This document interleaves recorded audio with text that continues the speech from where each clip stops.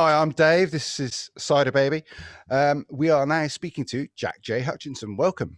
Hey man, how you doing? No, not so bad. You looking good, man? I'm looking good. I don't feel it at the moment, but yeah, I'm all right, man. How are you? Well, it's up and down at my age, but I got to grin and bear Good stuff. it. I see you got the obligatory hat on. I have, yeah. It's one of many hats actually. I have quite a large hat collection. Which one of the strangest things about this year is that usually when I travel around on tour, I buy hats and I sort of take them home as mementos of where I've been. But Cool. having not been on tour, I haven't been able to add to my hat collection. Which actually, I think my girlfriend's probably thought that was a good thing, but I've missed it slightly. Does the girlfriend run off with the hats? She looks better in them. Let's put it that way. I'm saying no more. Okay, Yeah. you've got a new album out, or a new single for a new album, Yeah. World on Fire. Just explain how the single came about. Well, we wrote the song in Brazil last year. We toured Brazil just before we went into lockdown, and yeah, that track was something that I'd actually sort of semi-written a few years previously and never completed it. So the chorus didn't exist, and there's this sort of weird middle eight bit which is quite Pink Floyd, and that didn't exist. And so basically, when we were in Brazil last year, I wrote the rest of it with the guys when we were sort of in accommodation and in between gigs. And then at the end of the tour, we went into a studio and we recorded it in a day. So it was all done pretty quickly. And rather stupidly, we decided to shoot a music video at the same time. So we've spent like about 9 hours recording this track, and then at the end of the day had this camera crew come in and film us. And obviously, when you've been recording for 9 hours, basically you all look terrible. And when we got the video back, I just looked like I was about to drop, and I was like, I think we're gonna have to shoot a different music video. So the music video we've released is basically down to me being incredibly vain and wanting to look good, whereas the other two guys looked amazing in the video. I was like, I look terrible. We got to shoot a different video. So yeah, that's basically how it all came about. Right, cool. So why were you in Brazil? You were touring? Yeah, so my drummer Felipe is from Brazil. Right. And yeah, he essentially worked with a promoter over there that he'd worked with previously to put together a run of dates. And it was all built around a festival performance. We essentially got booked to play a festival, which was a really big gig for us. It was the biggest gig I've ever done, and we were the headliners. And I was like, why are we the headliners at this festival? And we played to about 8,000 people. Which is really interesting, man, because like over in Brazil, they really like rock and roll. They really like classic rock, Yeah. and it's a lot of young people who are really into it over there. So like the AC/DC t-shirts on, 20-year-olds, which you maybe get over here as well, but maybe not in the same quantities as over in Brazil. So that was Yeah. really cool. And we were supposed to be going back this year, but obviously it didn't happen because of COVID and stuff. But we're supposed to be going back next year, so fingers crossed that will happen. Excellent. Excellent. So strangest places you have toured then? Oh man, I've played. Although my solo career is about 4 or 5 years now. Prior to that, I've been in lots of different bands, and I used to be a guitar player, and that was it. I wasn't a singer, but I ended up being a singer for a variety of different reasons. Basically, lead singers not showing up to gigs and that sort of stuff. But yeah, man, I've done like I played some amazing places. I did a tour of Russia a few years ago. That was quite interesting, and similar to Brazil, like there's a lot of people over in Russia who really like rock. They really like blues, and the gigs were packed. And you go to a place like Russia and you think, does anybody know me over here? And Right. there's a sense of you might go over there and play to nobody at the gigs, but it was really good. And it was again, I was supposed to be going back there this year, and that's been postponed to next year. Yeah. But yeah, I played.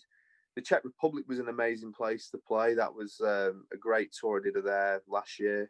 So yeah, but then again, you actually find some quite crazy places in the UK. So like, particularly when I used to live in Burnley, which is where I'm from, and I used to gig around the northwest. There was some really interesting like pubs and clubs that I used to jam in up there. So yeah, you don't need to go to Russia for it to get weird. Okay. Any places you'd like to tour you haven't Well, yet? obviously America would be an amazing place to go to and do some shows. Um, I've been in discussions with people over in Australia actually to go and do some dates Right. over there, which would be pretty wicked. And Japan as well. I'd love to play in Japan. But out of the three, I think Australia is the most feasible right now in terms of post-COVID. I think that might happen. But yeah, I don't know, man. Like, there's loads. Anywhere's good, really. You just want to get out and gig. Right now, I'd play like in a bus stop. I don't care, you know. I just want to get out and play some shows again. So, Yeah. yeah, whatever. Um, Whoever will have me. yeah, right. So you actually won an award recently. Was it the best gig of 2020? Yeah, we won an award with Great Music Stories, which is it's a radio show basically run by this guy called Guy Bellamy, who Yeah. has been a big champion of like the new wave of classic rock scene and the emerging rock scene. And I think, you know, part of it is that we're one of the few bands that have actually got out and done gigs this year. So by the sort of law of averages, you've got a higher chance of like winning it because nobody else has been gigging. But we've you know, I feel like we've worked hard this year. Actually, we did a lot of stuff with live streams during the first lockdown, and then when everything kind of semi-opened back up over the summer, we were doing live streams. We did some socially distanced gigs, and then we went to France and played a festival, which was great. But we had to quarantine when we got back, which was a bit of a pain. But right. So we've been out, we've done shows. So part of me feels a little bit like there's a lot of work went into all that. So part of me does feel like, well, we bloody well deserve that. But then you know, there's tons of other bands that deserve it as well. You know, yeah, it's good.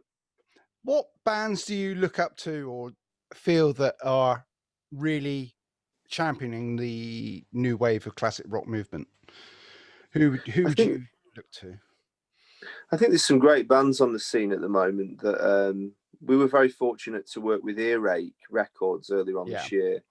And that was a great experience. And I was really keen to work with that label because one of my favorite bands, Blackberry Smoke, are on that label, and Rival Sons used to be on that label as well. And two of the bands that they've got, Massive Wagons and Those Damn Crows, I really think they're really cool guys and they make great music, and that's a good combo. And they've kind of been inspirational for a lot of the scene because they've, you know, had chart success this year. They've kind of broken out of that, you know, out of that kind of Facebook new wave of classic rock group, which is fantastic. But I think you need to kind of get beyond that Facebook group and actually get into the more widespread general public. I think it's a really tricky thing to try and navigate, and they've managed to do it.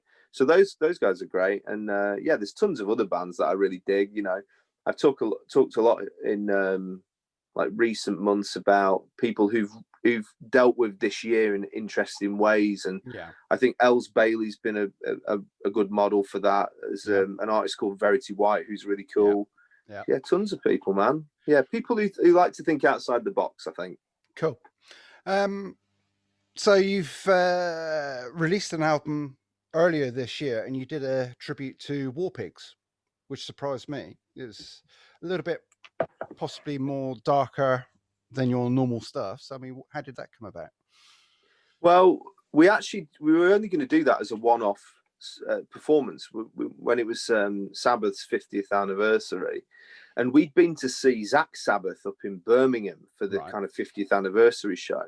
And so they did War Pigs. And I used to do War Pigs in a band I was in like 15 years ago when I was in my sort of teens, and I was doing I was in, you know, a metal band for a short while. We did War Pigs then. So I said to the lads, I was like, well, why don't we just do it as a one-off thing?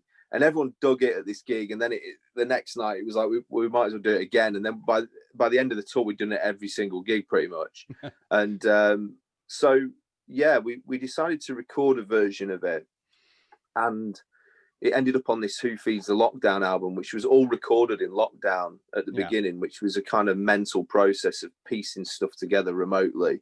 And some of the songs were pretty easy to do because you're working within a 3-minute, 4-minute structure, and it's relatively easy to piece that together. I recorded actually all my stuff in this room. This is kind of like my studio room with, all the band merch is on these shelves over here. So it's not glamorous. But then we were sending all the tracks to Brazil, and this chap in Brazil called Lucas Sagats was mixing it.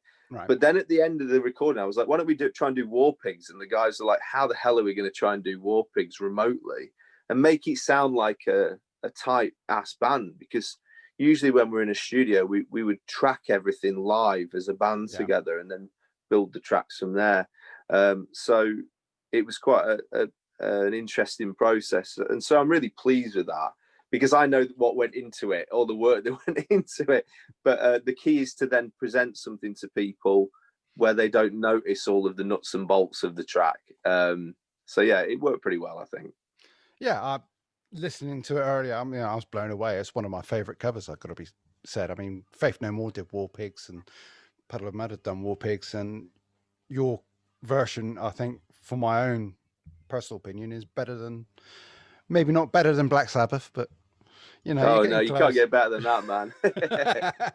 I'd have to say that Zach Sabbath version was pretty amazing. I mean, I'm a big Zach Wild fan, so to see him up close doing it was phenomenal. And what was most impressive was he remembered all the lyrics, because that song's got a lot of lyrics in it. When we were doing it on the tour, the first night we did it, I was like, I completely cocked up all of the lyrics and got them totally wrong. So it became a running gag backstage where Felipe, my drummer, was like, boss, are you going to remember the lyrics tonight? And I was like, yeah, I'll get to it, man. Like, give me like 14 dates in and we'll get there. I don't think we got 14 dates in, though, unfortunately, because of the lockdown. But, it sounds good on the record. That's the main thing. Cool. I mean, you have got an impressive back catalogue of albums in such a short space of time. I mean, are you ever out of the studio? Well, we're actually in the studio at the moment. We're working down at Momentum in Devon, working on the next album. It's interesting, man, because I see myself as a songwriter. That's my main thing, and so I write a lot of material, and I get bored with projects pretty quick, and so I can be halfway through recording an album and I've already started writing the next album. So like we've accumulated a lot of new material this year because we haven't been touring. So I've been writing tons. And so, yeah, I enjoy being in the studio. There's some people that always say, oh, I hate the studio. Like, the studio is a means to an end. They do an album to go and play it live. And obviously I love playing live, but I like being in a studio and being analytical about that creative process. And what's interesting about the next album is I've written material with my bass player Laz and the drummer Felipe. And in the past, I've been a bit of a control freak where I write the songs, go to the studio, and actually in the past hide people in, tended to pay for session players to come in and do the songs. Whereas with this album, I've taken a bit more of a back seat and said, well, how do you think this should go? And it's really interesting because Laz is a full-on metal fan. Right. He's not from a blues rock background. So, like, one of my favorite bands is AC/DC. I just absolutely love them. And Laz cannot stand AC/DC. He's a big Iron Maiden fan. Right. He loves Iron Maiden, but he doesn't like, he doesn't really like that sort of stuff. He thinks it's too simple. So he comes up with stuff that's so complicated that it will never get played on radio. So I have to kind of reel it back and go, well, we kind of want people to know that, like, have some familiar elements in the tracks, So yeah, I think it's interesting having that dynamic between three people. It helps. It helps with an involvement of a band. You're going to grow, obviously. If you're including the whole band and making like a growing baby, as it were, and it can only get better, surely, just by bringing people in. I think I'm sort of hedging my bets as well, mate, because I'm thinking I've written like 5 albums in about 4 years. That well is going to run dry eventually. So that when I get to like the next album and I've ran out of ideas, I can be like, this is the album where you guys take control, and it becomes the kind of In Through the Outdoor type album where there's loads of keyboards on it or something. I don't know. Oh, is that a thing? Possibility? Keyboards? Well, I did that. I did that a little bit on my last album, Who Feeds the Wolf, and actually I slightly regret that. There's a couple of tracks.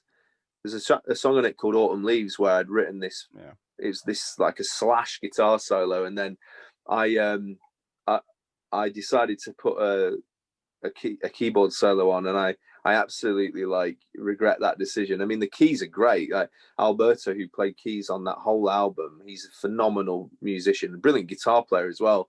But yeah, kind of, I felt almost like I rectified some of those decisions on the Lockdown album by putting every track had this a different sort of guitar solo, and it became more of a guitar record. And part of the issue is that when you go live and you've added keys on, all the albums got keys on.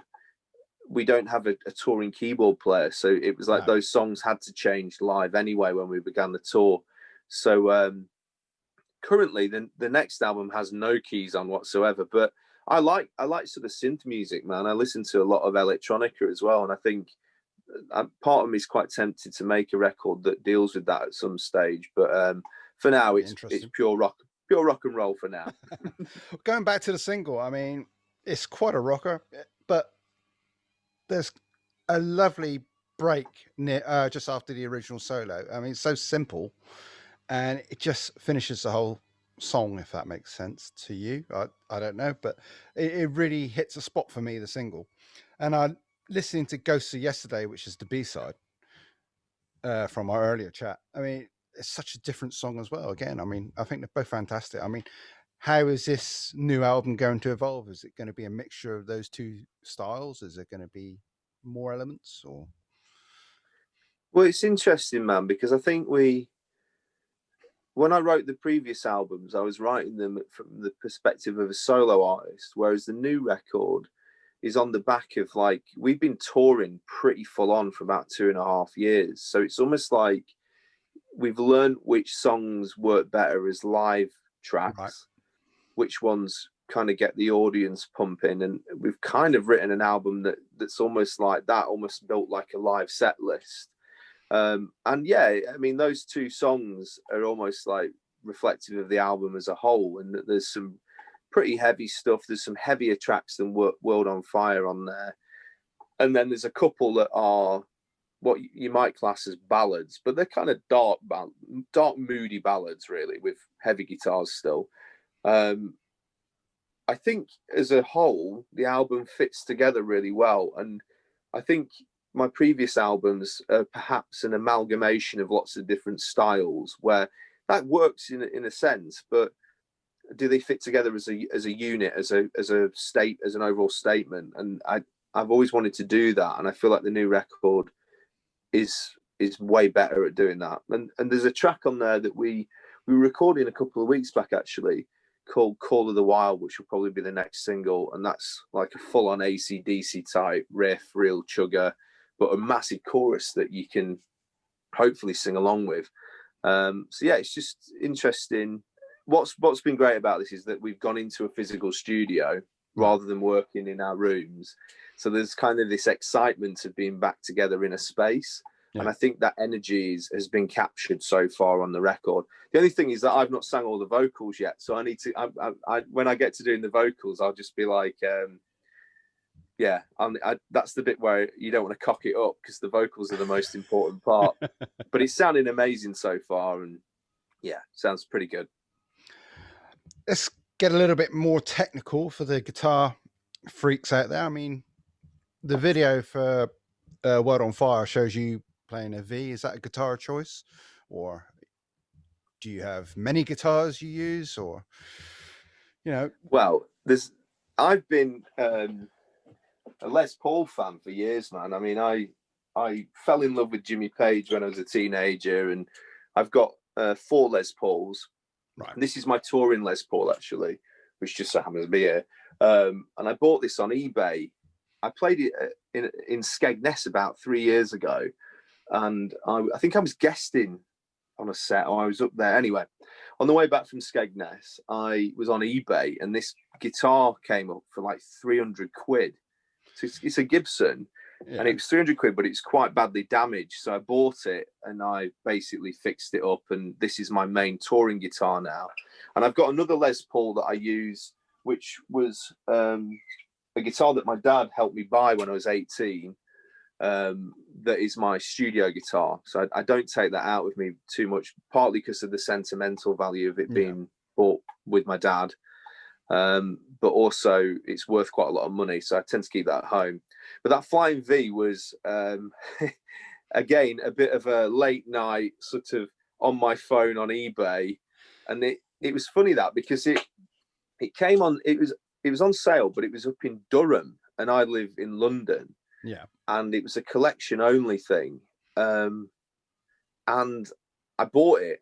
It was about 600 quid, bought it. And then I was like, how the hell am I going to get to Durham to pick this guitar up? And I put a call out on social media, and this wonderful lady called Debbie went and collected it for me. And we drove basically to meet, I think it was like Leeds we met up, and met at a service station. And there was no case with it or anything. So we parked up and then exchanged this guitar at the services. It was like something out of a Bond film that had gone wrong. It was like the bad guys exchanging drugs, but it was guitars.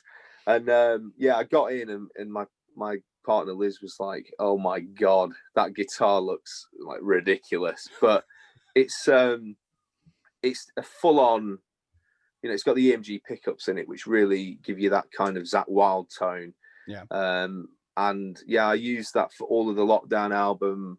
I've not used it for the rhythm parts on the new record, but I'll use it for the solos. Basically, because you get this kind of high octane lead sound, which sounds pretty fearsome, and it's quite light guitar. So one of the things with a Les Paul is they weigh an absolute ton. So when I've been using that live, it's such an easy guitar to use because you don't come off stage with backache. And it means you can kind of more easily pull all your rock star poses when you're on stage. Oh, that's a given. Absolutely. What about the cab and the head unit then you use? I see the Marshall behind you. I mean, yeah, I've got quite a few Marshalls actually. That's a JSM 2000, which it's got the 1960 cab underneath. I've got two cabs actually underneath there. That was my main touring rig for quite some time. But on the last tour, I actually bought a smaller combo, and I was using that, and I found that cranking that up, I was getting a better sound than I was.